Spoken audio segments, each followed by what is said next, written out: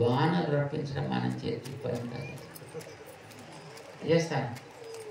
నేలలో కావాలంటే కొత్త మట్టిని కలపచ్చు, నేలలో కొత్త కెమికల్స్ కలపచ్చు. ఇప్పుడు అన్నీ వచ్చాయి కదా పద్ధతులు.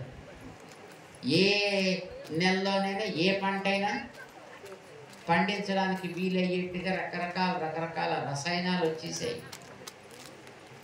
కనుక నేలలో ఏది లోపం ఉంటే ఆ లోపాన్ని పూడ్చవచ్చు, ఏది అవసరమైతే అది వేయచ్చు, మిగతావి ఏమైనా చెయ్యొచ్చు, పంటలు ఏమైనా పండించవచ్చు. కానీ వాన ఆకాశంలోంచి కురవాలంటే అది నువ్వు చేసే పని కాదు. చేయగలవా? అది వాడి పని. మనం ఎన్ని చేసినా మనకి జీవితం అనేది వాడి పని. వాడు ఇవ్వను అని అనుకుంటే నీ చుట్టూ 100 మంది డాక్టర్లున్నా దండగా, వాళ్ళ కంటికి కూడా కనిపించకుండా టక్కమని వెళ్ళిపోతాడు, అంతే పోయేడు. మన చేతుల్లో అన్నీ ఉంటాయి అని అనుకుంటాం, కానీ మన చేతుల్లో కొంతే ఉంటుంది, మిగతా అదంతా వాడి చేతుల్లో ఉంటుంది. దానికి మనకి విశ్వాసం కావాలి, మన మనస్సులో ఒక ప్రేమ కావాలి, నమ్మకం కావాలి. ఆ ప్రేమ నమ్మకము కలిగితే, ఆ నమ్మకంతో ఒక ప్రార్థన మనం చేస్తే తప్పకుండా జరిగి తీరుతుంది, తప్పకుండా జరిగి తీరుతుంది. ఆ విశ్వాసం అనేది కలగడం ఇంపార్టెంట్, ఆ భక్తి ఆ ప్రేమ అనేది కలగడం ఇంపార్టెంట్. భక్తితో మనం ప్రార్థన చేద్దాం. అలా చేసేవాళ్ళు ఎవరైనా సరే దేవుడు వాళ్ళని గౌరవిస్తాను అని చెప్పాడు.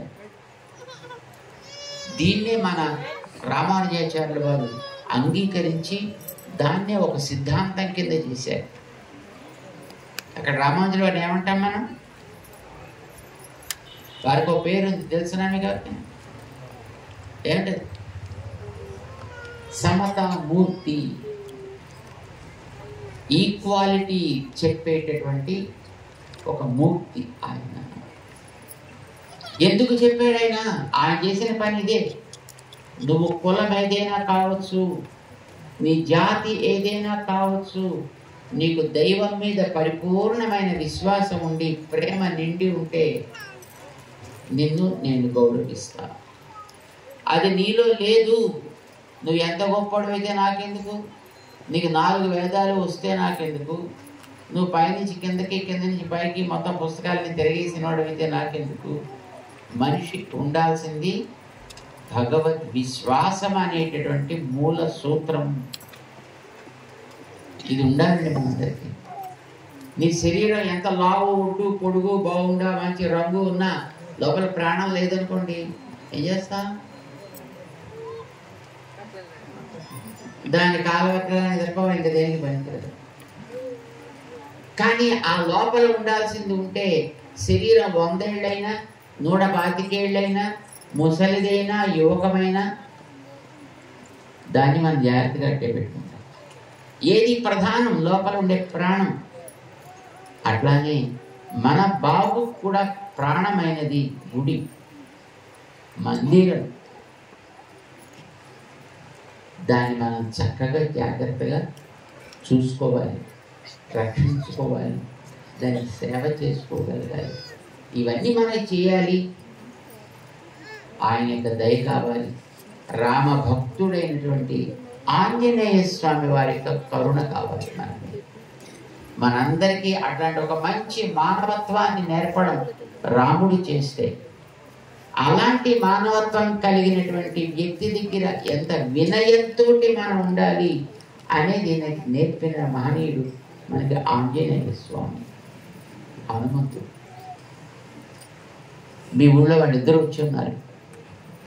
రామచంద్రుడు వచ్చిండు మీ ఊరికి, ఆంజనేయ స్వామి కూడా చక్కగా ఇక్కడ ఉన్నాడు. వారిరువురిని సేవించుకునే అదృష్టాన్ని పొందండి. ఇది మీరు చేయాల్సిన పని. ఇప్పుడు పైసలు మీరు ఖర్చు పెట్టక్కర్లేదు, మన రెడ్డి గారు ఖర్చు పెట్టిండే. మీ మెయిన్.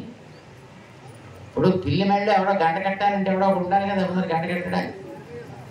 ఆ గంట కట్టే బాధ్యత వీరు తీసుకున్నారు. చక్కటి మందిరాన్ని కట్టారు, చక్కటి మూర్తిని పెట్టుకున్నారు, అందంగా ఉంది. ఇక పైన మనం చేయాల్సింది ఆయన దగ్గర నిత్యము జరిగే సేవలు లోపం లేకుండా చూద్దాం. ఆయన దగ్గర జరపాల్సిన నిత్య సేవలు మనం కూడా ఉండాలి. ఇది ఇంపార్టెంట్. అది మనం అనుకోవాల్సింది, దానికి మనం సిద్ధపడవలసింది. శ్రీమాన్ రెడ్డి గారి దంపతులకి మనం ఇక మంగళాశాసనం చేస్తున్నాం. అట్లానే చక్కగా పూజా పునస్కారాలు చేయడానికి సిద్ధపడ్డటువంటి మన శాస్త్రి గారికి, శర్మ గారికి, వారికి కూడా మేము అనేక మంగళాశాసనాలు చేస్తున్నాం. దాన్ని చక్కగా ఉపయోగించుకోబోయి మీ అందరికీ కూడా మేము అనేక మంగళాశాసనాలు చేస్తున్నాం. చిన్న గ్రామమైన అందంగా కట్టుకుని చక్కటి సేవలు చేసుకోవాలి అని శ్రద్ధ కలిగిన వాళ్ళు మీరందరూ. మీలాంటి వాళ్ళ వల్ల దేవునికి ఒక పెద్ద రక్షణ. ఆయన అభివృద్ధికి మీకు అందరూ కూడా మూల కారణాలు అవుతారు కావాలని మేము ఆశిస్తున్నాం. జై శ్రీమన్నారాయణ.